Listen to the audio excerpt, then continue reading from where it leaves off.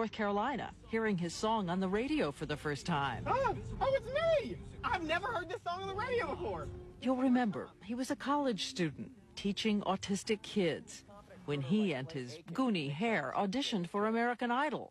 Okay, why are you here? I'm the American Idol. What are you going to sing? Singing Always and Forever. Okay. Take time to tell me. By the time it was over, he was what you might call the Seabiscuit of showbiz. Moving one step closer to becoming the American Idol, a contestant by the name of Clay Aiken. In my case, triumph of the nerds, you know, it was a great moment for that show. And it was really an opportunity for them to have to eat their words.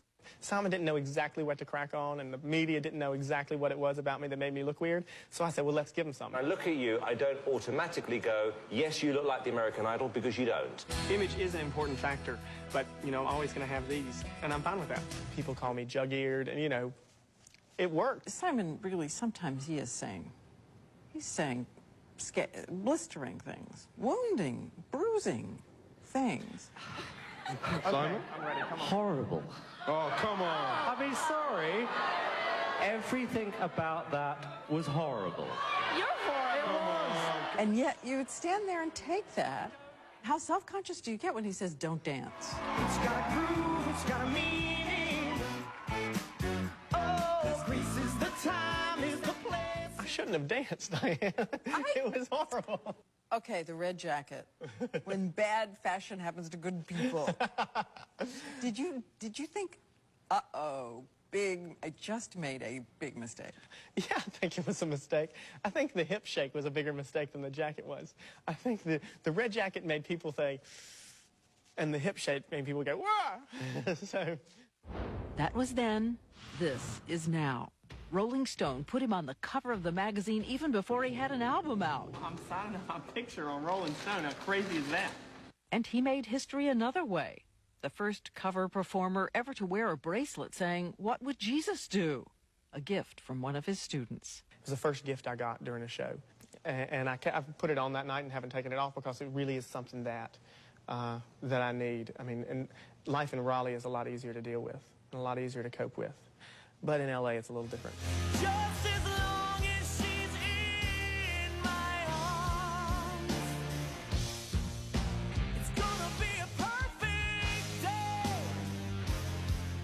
I'm not going to sing about sex and drugs and all that stuff. There was a line in one of the songs in Measure of a Man which I didn't want to say, what was it? Sorry. Got to sing it in my head now.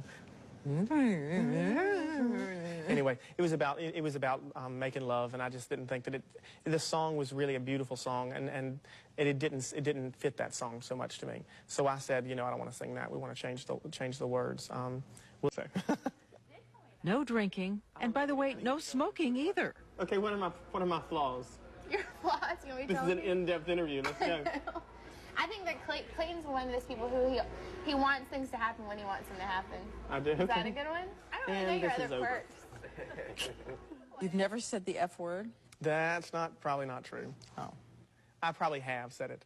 I don't say it. I'm hearing people at home saying, too good to be true here? Can this... And I'm not, but I'm the... not. And then that's another horrible frustration because I think a lot of people think I'm perfect.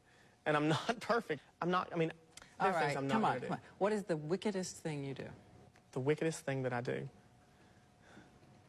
I need help on that one. The wickedest thing I do. See, you made my point. I have a temper. I do have a temper. I correct people's English too much. I get mad at people when they cuss, and I tell them to stop, and that frustrates some people. Though he certainly does have a few, well, neurotic quirks. Are you afraid of the water? I'm just going to stay here. I'm good.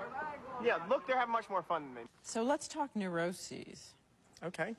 Do I have those? One magazine reported he can bite his toenails because he's so double-jointed. All right. Get your toes up to your face. I don't chew my toenails anymore, just for the record. Right. But I can do it if I need to. Golly! After that got put in print, and I got such horrible fan mail from people. And he can turn his feet backwards, too. Damn, dude.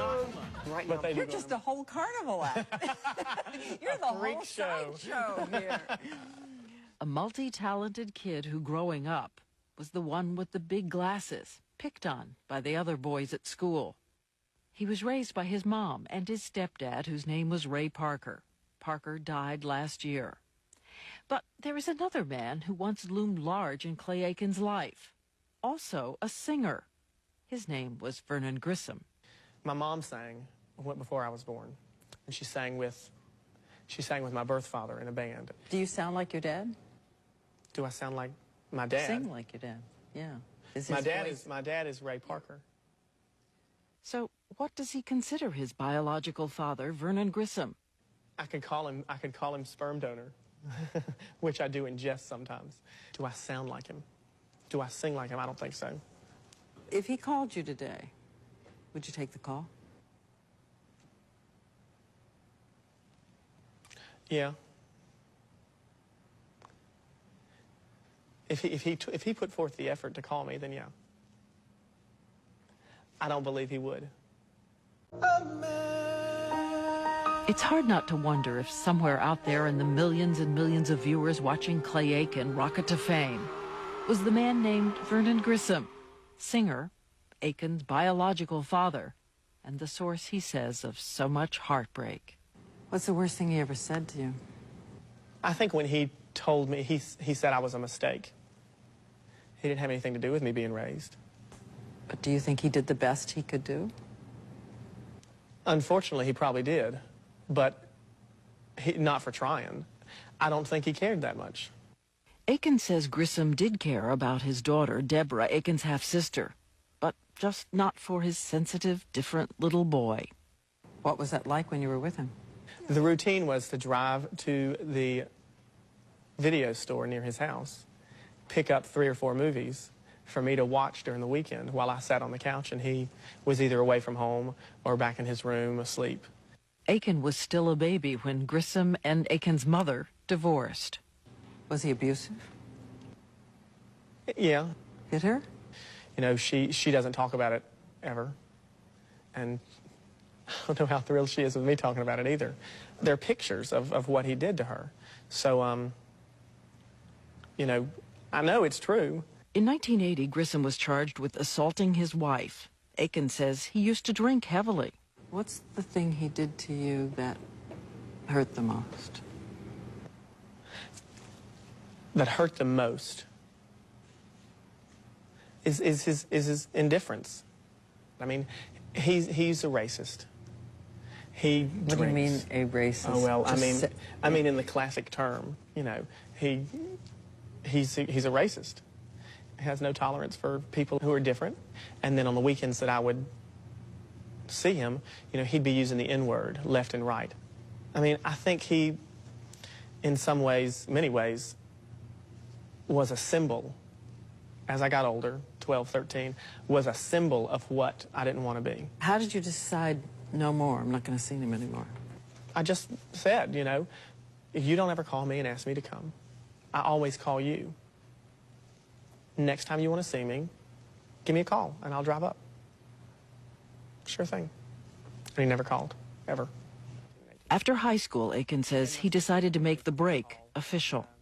When I changed my last name, I didn't talk to them about it. I made the decision on my own, and so I took my mother's maiden name. His father's family was upset, and he says when he tried to go to his grandmother's funeral, it was brutal. The funeral director came up and asked me to leave, that the family didn't want me to be there. And this is part of the thick skin. You know something? I don't believe you have a thick skin. Do you not? When I'm not talking to you about it, I don't think about it. Heavenly Father, we and through it, his mother's family was there to support him, even support him through another blow. At one point, the half-sister he loved, Deborah, had called to talk to him. He worried she was angry at his name change, too. And I think I panicked, and so I didn't call her back. And that February, she committed suicide. Where were you when you heard? I was at school in Charlotte. And my mom said, your sister Deb, She shot herself last night. Really, really, really hit hard. And I spent a long time convincing myself that it wasn't me. I wasn't the reason that Deb committed suicide. It has now been almost 10 years since Clay Aiken has spoken to his biological father, who did recently talk to a tabloid magazine. He's stopped drinking now, right? That's what I hear, yeah. So if he's a changed man and wants to tell you something about that time, Then call me. he hasn't called at all. No. He just said it. He just said it in print. He called the Star, but he didn't call me. What would you most like to hear him say? I'd most like to hear him say, I love you, and mean it. And I think that's the roadblock I'm at now, is not knowing if I could believe it if he said it. Today, the sun is rising. A celebrity, even back home, where he always goes to check in on his special autistic students. What I wanted to do was work with kids with behavioral and emotional handicaps. It's a puzzle, learning each child, because each child's different. We love you so much. But even back home, the fans find him. Thanks. Hey, how are you? Some fans who believe they can say anything. We're glad to see you. Oh, thank you. And a lady came by and she said, I heard your songs on the internet, and I listened to Invisible, and it needs some work. Aiken's first album will hit the stores this week, and already it has huge momentum. In 1 month, his friendly competitor, American Idol winner Ruben Studdard, will have an album out too. Little bit of you wants to outperform Ruben's album? Little bit of you, little bitty, not Probably quite a little perfect part of Clay. Probably a little bit. Does he want to beat you think? Oh, I'm sure. We don't tell each other that. We don't talk about it with each other, because our friendship is much more important than my album sales. Honest to God. We don't really know what comes of an American Idol contestant. I'm a realist. I'm not an optimist. I don't want false hope. So I don't know where this is going for me. Steeling yourself in case it all goes... I am. I absolutely am. But you know what? And that people don't believe me. Simon Cowell doesn't believe me, and you might not either. I think I would get over it really quickly, though. I talk to friends of mine who are now teaching. They've graduated and they have classrooms. And I get really jealous. And I get really excited talking to them about their classrooms. And I want one. I think I'd be happy. And you don't believe me, do you? I mean, because it's Almost. Not quite. Almost. You know what's funny is I got as far as I dreamed I would get. Never thought I'd make the top 10. But I got as far as I dreamed.